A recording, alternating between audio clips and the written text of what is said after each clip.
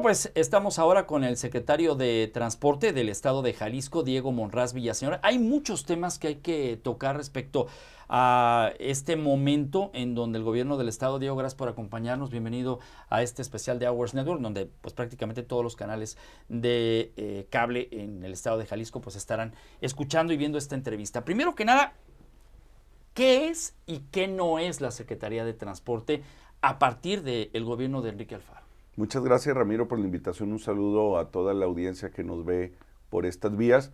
Y bueno, con el gusto de platicar y comunicar lo que está sucediendo en la Secretaría de Transporte, de lo que sí es, de lo que sí estamos haciendo desde hace ya prácticamente 3 años y medio, casi 4 años vamos a cumplir, y en una agenda muy intensa que tiene que ver con la reestructuración, reordenamiento, reestructuración, y una vez tomado el control de la rectoría, otra vez, del Estado en el transporte público, de todo el Estado, no solo de la capital, la innovación y la tecnología aplicada a que la modalidad más sustentable de la movilidad, que es el transporte público, vuelva a sentirse segura para a partir de ahí construir una ciudad con un rostro más humano. Eso hace la Secretaría de Transporte. Tenemos un organismo operador de transporte que es el CITEUR, que está también sectorizado en la Secretaría de Transporte. Es hoy un organismo ya diferente al que encontramos hace 3 años y medio. ¿Por qué? Porque terminamos y echamos a andar la línea 3. Se construyó el macro periférico, que es el BRT más grande del país, en todas las especificaciones y números que está dando de resultados. Estamos de la mano junto con CIOB en la construcción de la línea 4 y no se descarta otro corredor de transporte masivo, ya sea al sur, hacia Tlajomulco y o también al aeropuerto. ¿Qué significa? Pues que hoy en día, de los 3 millones de viajes que se llevan a cabo en transporte público, se hacen de una forma más integrada, o sea, con más transbordos con descuentos. O sea, lo digo en términos de lo que a la ciudadanía lo siente y le representa un cambio real, porque si nos ponemos aquí a hablar a lo mejor de reducción de toneladas de dióxido de carbono, si nos ponemos a hablar de seguridad vial e indicadores, a lo mejor la gente dice, ¿qué es eso? Pero lo que sí se siente en el bolsillo de 3 millones de viajes que van a suceder hoy en Guadalajara es que hace 3 años no hacían transbordo con la línea 3 que no existía. Hace 3 años, sin el macro periférico, tampoco había transbordos con descuento. Con las alimentadoras, por ejemplo, una persona que nos oye en Santa Fe, al sur del área metropolitana de Guadalajara, y que recorría en un servicio muy deficiente todo el valle de Tlajomulco para llegar al periférico, y ahí se bajaba para tomar la línea 1 de tren ligero o la ex 380, tenía que pagar otro boleto después de haber recorrido por más de 1 hora en su camión. Esperar el camión, que lo podía subir o no, podía pasar o no, en la lluvia, en la tierra, en el lodo, en el sol, y volver a pagar el transbordo. Hoy llega en la ruta alimentadora que lo deja a la puerta de una estación iluminada, con seguridad, con buena ventilación, con toda la tecnología dentro de la estación como internet gratuito, cámaras de circuito cerrado, indicadores de dónde viene la próxima unidad, etcétera. Se sube a ella con el 50% de descuento. Ahí ya se ahorró la mitad de la tarifa. Que también, si nos ponemos a pensar qué tanto es ahorrarte 4.25, a la vuelta de todos los días del mes de una persona que gana 1 o 2 salarios mínimos, representa un 20 o 30% de sus ingresos, lo que gasta en el camión. Y ahorrarte el 50% de ello es bastante para clase trabajadora, estudiantes, etcétera. Esto es lo que estamos haciendo en la Secretaría de Transporte, concentrados en 2 líneas: los proyectos estratégicos, los grandes proyectos, y la operación diaria, que también te imprime una gran cantidad de atención, de concentración, porque te repito, hoy va a haber 3 millones de desplazamientos en la ciudad y el objetivo es que lleguemos a saldo blanco, número 1. Segundo, con la mejor puntualidad posible, con el menor maltrato que históricamente se ha tenido en el espacio público y en el transporte público. Que las mujeres lleguen seguras a la escuela o a trabajar o a su casa, porque también representa un riesgo. La perspectiva de género que hemos estado imprimiendo desde el diseño de estaciones hasta el diseño de unidades, la capacitación a operadores tiene como eje central el respeto y el cuidado de la mujer. No es posible que una mujer, al subirse al transporte público, se arriesgue a ser acosada, violentada, asaltada, etc. Si una mujer está segura en el transporte público, estamos seguros todos. Y por eso ese es nuestro objetivo también de lo que te digo, es el día a día. Lograr 3 millones de viajes con saldo blanco, con el menor costo posible, con la menor cantidad de emisiones contaminantes, con los menores accidentes posibles también, y con indicador y evaluación en la mano, porque todos los días lo estamos midiendo. Y hoy podemos revisar la operación de cada unidad en tiempo real. Todas ya, hoy, hace 3 años y medio, ¿no? Ya cuentan con tecnología de GPS, todas tienen cámaras de videovigilancia, y entonces ante una queja, un reporte, algún incidente, un percance, tenemos evidencia para saber qué pasó y no hay impunidad. Para saber qué pasó y corregir a que no vuelva a suceder. Yeah. Esa es la visión cero también que estamos trabajando en la Secretaría de Transporte en 000. Si me permiten, los explico. 0 muertes en el transporte público. 0 emisiones, como objetivo ir rebajándolas. Y 0 exclusiones, que nadie se quede sin movilidad, porque hoy en México la movilidad es un derecho constitucional. El artículo 4 de la Constitución nos habla del derecho a la movilidad. Se estableció así porque se entendió que sin movilidad no podemos acceder a los demás derechos. ¿Cómo puedes tú tener derecho a trabajar en este estudio si no tienes en qué llegar? O ir al hospital si no tengo en qué llegar, o a la escuela. Todos los derechos pasan por poder llegar a ellos. Y por eso se estableció el derecho a la movilidad. Y por eso en Jalisco vemos que el derecho a la movilidad debe de ser con 3 ceros. Sin muertes, sin emisiones y sin exclusiones. ¿Cómo puedes explicar lo que el Tonalteca sigue cuestionando respecto a la extensión de mi macro, por ejemplo, en donde ellos dicen es que no llega hasta acá y entonces no pueden decir los de la Secretaría de Transporte que ya está interconectada a la zona metropolitana? El periférico, no de ahorita, desde hace más de 50 años, no se concluyó, no se cerró. Es un anillo incompleto. Y desafortunadamente para los tonaltecas, la parte que quedó inconexa es Tonalá, entre Tlaquepaque y Tonalá, porque hay un cerro, porque hay invasiones, porque se construyó en donde iba el trazo del periférico. Y hoy ya no puedes abrir una colonia, tumbar iglesias o parques o plazas, porque ahí hay colonias en el trazo antiguo y original del periférico. Hay un macroperiférico que es como un chipote al área metropolitana, pero lo que sí hay en términos geográficos y del trazo del sistema macroperiférico es una ruta alimentadora que completa el ciclo, como ya lo hacía la 380. Autobuses más pequeños, de 10 o 12 metros, que pueden entrar por calles estrechas y con unos radios muy complicados alcanzan a llegar al centro de Tonalá, porque pasan por el centro de Tonalá. Y por ahí no cabría un BRT de 16 metros, un autobús articulado, ni las estaciones, ni el carril confinado. ¿Qué sí hay de área de oportunidad? Que es la parte, digamos, de Tonalá Norte. La conexión con Guadalajara sí permite en 4 o 5 kilómetros que se extiendan unas 4 o 5 estaciones más. Esa parte hay una gestión ya de recursos ante el gobierno federal para que se consigan los recursos y se pudiera extender. Pero nunca se va a cerrar el periférico. Eso es claro, ya está construido. Es más, se pone un tianguis allá afuera del centro de Tonalá, que ya me imagino el día que pase ahí un articulado. Pero sí va a haber una extensión en el periférico nororiente, que está ya en proyecto conceptual, anteproyecto ejecutivo, que está cotizado y que está en gestión al gobierno federal. Ojalá y alcancemos a arrancar en esta administración su construcción, pero hay toda la disposición, lo que en ocasiones falta son recursos. Vamos a hablar de la conectividad que se está dando ahora con Mi Macro hacia el aeropuerto. Es una situación que la presentaste hace algunas semanas con la modalidad de que este transporte será eléctrico y esto va a permitir también que que se quite el tema o que se reduzca el tema de los automóviles hacia el aeropuerto, considerando Ubers, Didis, incluso los propios taxis. ¿Cuál es este avance y cómo se estaría gestionando con estos también prestadores de servicio de transporte?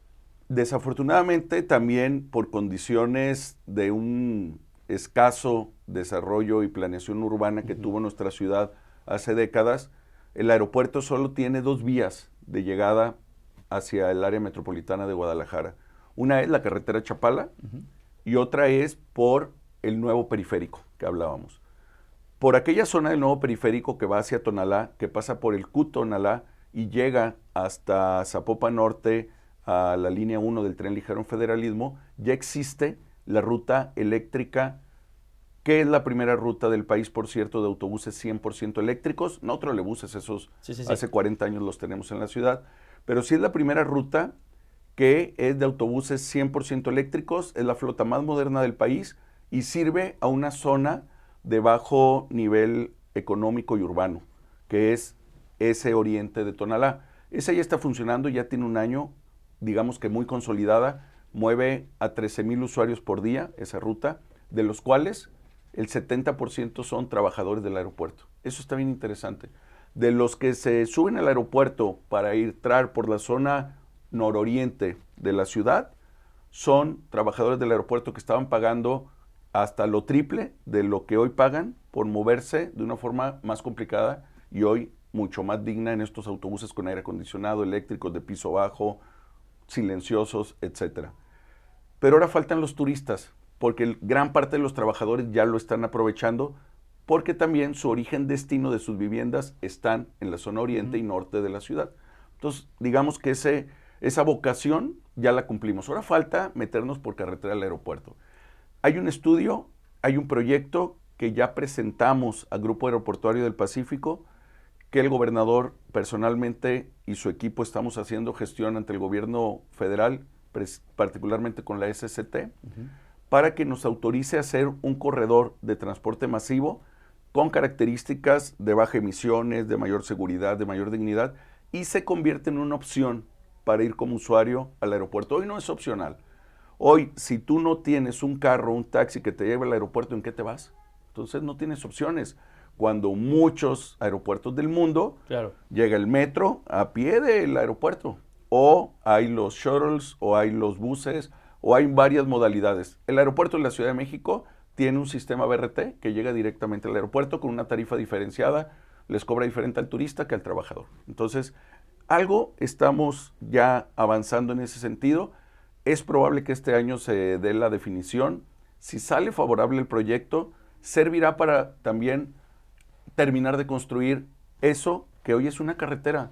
Como era el periférico era una carretera urbana. Me acuerdo cuando se empezó a intervenir el periférico que nos decían, oye, pero ¿por qué quitaron el carril de acotamiento? Pues porque no es una carretera. Nos acostumbramos tanto a tener una carretera en la ciudad que hasta creímos que era necesario tener el carril de desaceleración como si estuviéramos en una carretera. Son carriles urbanos normales, lo convertimos en carril, ¿no? Y se construyeron las laterales y las banquetas y ciclovía y nuevo arbolado y alumbrado. Hoy por primera vez el 100% del periférico ya está alumbrado. Terminando el trazo que falta en Tlaquepaque, que es la parte sur, porque dejaron de llegar los recursos de la federación, que son 750 millones de pesos, terminará la ciclovía más grande del país con 42 kilómetros de cada lado. Terminando también esa parte que está en espera de los recursos de la federación y que pueden llegar a finales de este año y reactivar la obra, entonces tendremos otra vez ya una avenida con todas las condiciones de accesibilidad más segura, con un rostro más humano, a una escala más humana, y no esa carretera en la que nos pasaban trailers al pie de la vía, esperando el camión al rayo del sol. Esas eran condiciones muy indignas. Así está la carretera del aeropuerto, y la idea es que cambie también a ser una vía con banquetas. Hoy hay tramos para llegar al aeropuerto que no tienen banquetas, que no tienen alumbrado. No se diga paradas de camión dignas o cualquier otra cosa. Es verdaderamente complicado llegar al aeropuerto en camión, y quien así lo hace le cuesta mucho trabajo y llegan muy desgastados, ¿no? Entonces, hay un proyecto, está en la mesa de la SCT, del Grupo Aeroportuario del Pacífico, y ya lo presentamos junto con ellos, va caminando, vamos a ver qué define el gobierno federal. ¿Cuánto cuesta realmente el pasaje de camión aquí en Guadalajara? Porque sabemos que existe un subsidio, permanecerá así hasta finales de año, pero ¿cuál es el verdadero valor de un boleto para dar a conocer esto? Hay 3 números, ¿no?, que nosotros en la parte técnica del transporte identificamos. El precio de venta al público general, que ese vale $9.50 y que quedó así establecido en agosto del 2018, hace 4 años en la pasada administración, así quedó establecido. Hay la tarifa ponderada, que eso significa el promedio entre los que pagan completo, los que pagan descuento y los que no pagan. Ese está en alrededor de $8.70. Y luego está el precio real de mover a una persona en el transporte público, que es superior a $9.50, está en alrededor de 12 pesos. Pero ¿por qué no paga 12 pesos el usuario y lo mueven? Porque hay subsidios. Hay subsidios focalizados, hay subsidios invertidos en infraestructura que hacen que se contenga la tarifa. Si este gobierno no le hubiera apostado a la transformación de todo el transporte público, renovando todas las unidades, el próximo año terminamos la renovación de unidades con más de 1,150 unidades que se van a cambiar por último modelo con estas características ya mucho más amigables. Hombre, todavía los camiones que encontramos que venían de la pasada administración, aparte de que tenían 15 o 16 años de antigüedad, unas verdaderas cafeteras ya, eran de suspensión dura, de transmisión manual, de pisos altos, de trompudos. Ahora todos son chatos, pisos bajos y o rampa, suspensión neumática y transmisión automática. Este es un cambio en el confort para el usuario, y aunque todavía vemos por ahí algunos camiones viejitos en el área metropolitana de Guadalajara y en Lagos de Moreno, este año empezamos con Lagos de Moreno y el próximo año terminamos con todo, los que quedaban viejos para la nueva flota. Y hubo recursos públicos en eso, no de un impuesto nuevo, no de una deuda, sino del fondo de los correlones de la ciudad. Los que exceden el uso de su vehículo en altas velocidades pagan la multa de fotoinfracción y ese dinero se va directo etiquetado a elevar la seguridad y la comodidad y la eficiencia del transporte público, y de ahí se han pagado parte de la renovación de flota para contener la tarifa, porque si le hubiéramos dicho al transportista, al concesionario, quiero estos estándares, me hubiera dicho quiero esta tarifa. Subimos los estándares, pero mantuvimos la tarifa, porque pagamos la diferencia con las multas de los correlones. Hoy hay más personas que pagan 0 de transporte público porque incluimos más estudiantes, más personas de la tercera edad, más personas con discapacidad y por primera vez mujeres trabajadoras que pagan 0 en el transporte público, y seguimos ampliando la cantidad de usuarios de estudiantes porque hoy la credencial del UDG ya sirve también como tarjeta de pago. Hemos crecido la población que recibe subsidios, hemos invertido en infraestructura como la terminación de la línea 3, la construcción del macroperiférico, el proyecto que te estamos hablando de Lagos de Moreno, donde también vamos a renovar toda la flota. Se van a comprar 50 autobuses nuevos y vagonetas para Lagos de Moreno, que estaban, ahí sí tenían 25 años los camiones. A lo mejor no nos asomamos mucho a Lagos de Moreno, pero la gente que nos está viendo por allá sabe que estaban olvidados. Y hoy Puerto Vallarta, Ciudad Guzmán, Tepatitlán, Lagos de Moreno a partir de diciembre y toda el área metropolitana de Guadalajara renueva toda su flota. Salió parte de esa renovación de esos recursos y gracias a eso es que la tarifa no vale 12 pesos. Y con el anuncio que hizo el gobernador hace apenas 15 días, que creo que estuvo también por aquí contigo, lo pudo haber comentado, se tomó la decisión que en lo que resta de esta administración, en los próximos 2 años y meses, no vuelva a subir la tarifa. Se queda congelada en esos 9.50 que aprobó la pasada administración, y va a ser la primera vez que en un sexenio no hay aumento de tarifa. Es la primera vez en la historia del área metropolitana de Guadalajara y de Jalisco. Pero no es mágicamente, no encontró la varita mágica del congelamiento de tarifas. Hay que meterle la diferencia para que el usuario que queremos que siga usando el transporte público y no se baje a otra modalidad menos sustentable para la ciudad, siga pagando esa tarifa y no pague de más. A ver, ¿qué pasa entonces con el pulpo camionero se convirtió ya entonces en algo del pasado. Era un grupo que presionaba a tal grado al gobierno a que cedía. ¿Cómo ha sido el éxito para que al menos en estos 3 años el despertar del monstruo no se generara incluso mediáticamente? No hemos tenido un solo amago de paro, Mm. no hemos tenido insubordinación del gremio, por varias razones. Te digo la central y luego las de forma. La central es porque tienen confianza en el gobernador y en los que estamos en la secretaría. Porque no les pedimos dinero, Ramiro, de entrada. No metemos la mano a la bolsa de su cartera ni de sus monedas, porque no les decimos qué camión tienen que comprar o con qué empresa de recaudo se tienen que afiliar, porque ellos son miembros del fideicomiso donde llega todo el dinero de lo digital, Ya. del pago Sí, sí. electrónico, que ya es la mitad de los pagos, creció más exitosamente de lo que esperábamos. En tan solo 2 años creció del 5 al 50% los que pagan con pago electrónico. Esta es muy buena noticia. Y ellos ven en tiempo real cómo su dinero pasa del sistema de pago electrónico al fideicomiso a su cuenta bancaria. Y están tranquilos, nadie le metió dinero a su bolsa. No hacemos negocios con transportistas. Ningún empleado de la Secretaría y del gobierno del Estado tiene un tornillo en el transporte público metido. Entonces, son reglas muy claras. La autoridad a la regulación del transporte y los transportistas a cumplir con un servicio público que es concesionado con ciertas características. Voy a terminar la entrevista con algo que también tiene que ver el crecimiento del ciudadano en el estado de Jalisco para solicitar su licencia de conducir. Háblame de las características de esta licencia que también ahora ya cuentan con un chip inteligente, pero además es reconocida en otras partes. Sí, la Secretaría de Transporte también es la que sigue emitiendo las licencias de conducir.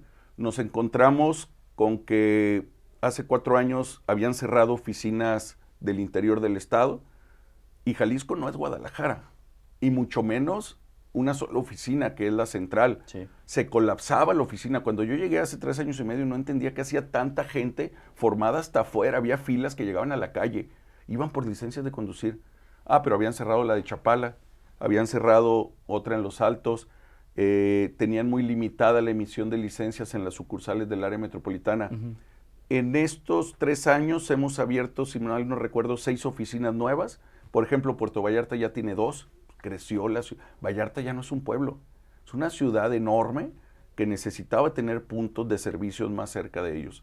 Ya tiene 2, abrimos en Zapotlanejo, regresamos la de Tlajomulco en las Aulet, regresamos la de Chapala que también habían cerrado, ya abrimos otra en Atotonilco, estamos por abrir otra en San Juan de los Lagos. O sea, estamos descentralizando, vamos a abrir otra en Zapopan y otra más en Guadalajara Oriente y en Zapopan, en la zona universidad. O sea, estamos descentralizando para que no vayan todos a la misma oficina, porque luego eso propicia el coyotaje o la corrupción. ¿Sí hay coyotaje? En todas las oficinas de gobierno hay. Siempre hay alguien que te dice yo te ayudo. ¿Y sabes en qué te ayuda? En robarte. Porque lo que hacen las personas afuera de cualquier oficina de licencia diciendo, ¿para qué te metes? Es bien complicado. Y uno dice, pues a lo mejor, ¿en qué me ayudas? 1,500 pesos y ahorita te la doy. Y les acaban imprimiendo un plástico en una papelería que no vale nada, que es falsa, que hasta están cometiendo un delito. Sí, claro. Hoy tramitar la renovación de una licencia de conducir no te toma ni media hora. Es un trámite muy sencillo. La nueva sí requiere un examen. Necesitamos saber si saben conducir. Claro. Los jovencitos que están empezando a manejar, sería una responsabilidad entregarlas como si fueran credenciales del INE. No, la licencia de conducir no es un derecho, es un privilegio si cumples con una serie de requisitos. Pero la renovación casi es un derecho. Lo único que pedimos es que sigas vivo, ¿no? Claro. No le vamos a renovar la licencia a alguien que no es. Entonces sí necesitamos checar que sí te llames Ramiro Escoto y que sí tenías una licencia anterior, la nueva foto, porque pues luego salen las canas, se cae el cabello, de algunos, pues, de otros no. Pero, y sacamos la nueva licencia de conducir. Pero se ha reducido otra vez los tiempos de entrega, no es necesario que nadie les ayude, allí hay gente en la Secretaría que es su trabajo auxiliar para que sea un trámite lo más armonioso posible. Hay sistemas ya de pago electrónico en internet, ya nada más llegan y se toman la foto, las huellas digitales, comprueban cuál es su nuevo domicilio y vámonos, salen en 15, 20 minutos. Diego, una de las cosas que también, y ya ahora sí para concluir la entrevista, y no te puedo dejar ir sin esta respuesta, ¿qué sigue para el tema del cierre en los próximos 25 meses que quedan aproximadamente de gestión? Es decir, todo tiene que ver con los recursos, todo tiene que ver con el planteamiento. ¿Es nada más ejecutar los proyectos o estamos en vías de tener más noticias respecto a la evolución? Y te lo pregunto porque la línea 3 que les toca a ustedes recibir ha tenido también unos problemas, algunos de ellos desaceleraciones, paros, etcétera. Se ha comprobado que la construcción como tal está bien hecha, pero hay temas de software, hay temas que se están estudiando todavía para aprender la línea 3. Cuando empezó esta administración había 2 líneas de tren ligero y solo un corredor de BRT, el de la calzada que nos tocó también implementar hace unos años. ¿Cuántos mueves ahí? En la línea del macro, No, en la de la calzada. en la de la Ajá. calzada, 140,000 usuarios al día. En la línea 1, 170,000, es la más fuerte de la ciudad todavía. La línea 2, alrededor de 90,000. Y la línea 3 subió de 75,000 a 135,000. Ya. Ha crecido bastante cuando tocó el macro periférico. Hablábamos de los transbordos. La gente le entendió muy rápido que ese transbordo era con descuento y creció el uso de la línea 3. Ya. Fíjate, esos movimientos que suceden afortunados en la movilidad de la ciudad. Nos encontrábamos entonces solo con 2 líneas de tren ligero y una de BRT, o sea, 3 líneas de transporte masivo. Hoy tenemos 3 líneas de tren ligero y 2 de BRT, nada más que la segunda de BRT es enorme. El macro periférico mueve 300,000 usuarios al día y la línea 3 es la más moderna del país. Son retos. Uno, el que esa cantidad de usuarios pase los buses con la frecuencia de vida, porque hasta un perro muerto en el carril confinado te estropeó la programación del día, ¿eh? De aquí a que volvemos a encontrar la puntualidad de la programación tardan minutos. No se diga un choque o un encharcamiento o cualquier otra situación que sucede en una ciudad de casi 6 millones de habitantes. Una invasión al carril que ya cuesta 14,000 pesos la multa, el tema es que exista la policía vial para que la ejecute, pero existe ya esta parte, también es un problema. Nos ocasiona, el primer problema es el peligro. Un choque por un autobús articulado que trae 150 personas adentro es delicado. Por eso hay que evitar invadir el carril confinado tanto en la calzada como en la línea 1 del tren, que a veces se nos mete en semáforo en rojo, o en periférico. Pero también la programación es un tema. Traemos un porcentaje ya de 98% de puntualidad. Hay 2% que no hemos logrado. Y en ese 2% llegan quejas de, oigan, llegó el bus y no me pude subir y venía muy lleno. Hubo un fallo en la programación. Probablemente ya se juntaron 2, hay que espaciarlos. Ya. Es la operación de todos los días. Línea 3 es la más moderna del país. Seguimos aprendiendo de ella. Todavía Alstom, el fabricante, sigue viniendo a hacer reparaciones de garantía. Por ejemplo, lo que sucedió hace unos días, 2 ventiladores dejaron de funcionar en 2 cuartos de switch de electrónicos y por lo tanto se autoprotegió el tren y se fue a baja velocidad. El tren solo se frena, no es de que el operador lo haya frenado. Dice, emergencia, traigo calentamiento en una subestación, me voy a baja velocidad. Tiene que venir Alstom porque si le metemos mano perdemos la garantía o son cosas tan complejas en sus entrañas tecnológicas que solamente ellos las pueden reparar. Se repara y vuelve a funcionar. Seguimos aprendiendo en ella, seguimos capacitando a nuestro personal para depender lo menos posible del fabricante, pero hay cosas de garantía que solamente ellos pueden meterle mano. Escaleras eléctricas, elevadores, cristales, vandalismo, presente todos los días. Es una ciudad muy intensa. El Citeur es la empresa del occidente del país que tiene más elevadores y escaleras eléctricas. Nadie más tiene tantos como nosotros. Después de mover personas en el tren, mantenemos escaleras eléctricas y elevadores. Es la segunda actividad más importante que tiene hoy el tren ligero, que no tenía hace 3 años. Hace 3 años teníamos 15 escaleras eléctricas y 15 elevadores. Hoy tenemos casi 200 escaleras eléctricas y casi 100 elevadores. Esa es la chamba hoy del Citeur también. Y no falta, desafortunadamente, el que se sube al elevador y le arranca el tablero, se roba las luces o se meten más gorditos de los estimados adentro del elevador y nos lo bloquean. Y también se bloquea el elevador y hay que irlo a reparar y volverlo a calibrar y bla, bla, bla. Eso es de todos los días. Ofrecemos una disculpa si a veces se tardan un poco más en repararlo. Y también hay mantenimiento programado. De repente nos llegan quejas de, ¿por qué me encontré la escalera eléctrica parada? Pues algún día le tenemos que dar mantenimiento y en las 4 horas de noche que tenemos libre no se alcanza a darle mantenimiento a todo un sistema de escalera eléctrica. A veces nos toma 2 o 3 días. En ocasiones la falla es en alguna pieza que el fabricante tarda una semana en traer.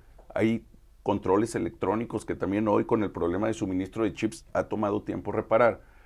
Pero ese es el trabajo ya diario del tren eléctrico, sobre todo en la línea 3 que es de alta tecnología, pero todo el CITEUR 24 horas al día trabaja. No solo de día, también de noche hay gente trabajando, limpiando catenarias, arreglando la vía, reparando escaleras, elevadores, luminarias, sistemas de peaje, etc. Es un trabajo de todos los días, pero hoy el CITEUR es responsable de más de 1 millón de viajes al día. Es una gran responsabilidad en donde nuestro objetivo es 0 errores, pero a veces sucede, ¿no? Y el vandalismo, desgraciadamente, pues ahí que nos ayuden los usuarios a cuidar más lo que es suyo. El espacio público es suyo. Se construye con mucho cuidado, con mucho dinero, de alta calidad. Vean las estaciones de Macro o las del tren ligero, están muy limpias siempre, pero porque las estamos limpiando todo el día. Ayúdenos a mantenerlo en mejor cuidado. Diego, te aprecio mucho que nos hayas acompañado en el programa. Gracias a usted, Ramiro. Vamos a seguir informando los pasos que vienen de línea 4, que está en construcción y que ojalá y terminemos y veamos ya operando en el 2024. Va a ser otra buena noticia para el área metropolitana de Guadalajara, que se sigue distinguiendo por tener una de las movilidades más modernas del país y que eso también le ayuda a su crecimiento económico, al empleo y una mejor calidad de vida. Seguimos trabajando. La línea 4 entonces va a desahogar el tema de lo que periodísticamente hemos documentado de una López Mateos que se va a ha colapsado ayudar. hacia el sur. El Valle de Tlajomulco solo tiene 4 arterias y es un valle muy grande. Sí. Con 4 arterias no desahoga toda su sangre de todo el día. Esta es una quinta que no existiría porque es una vía del tren y porque arriba va a llevar personas, no solo carga.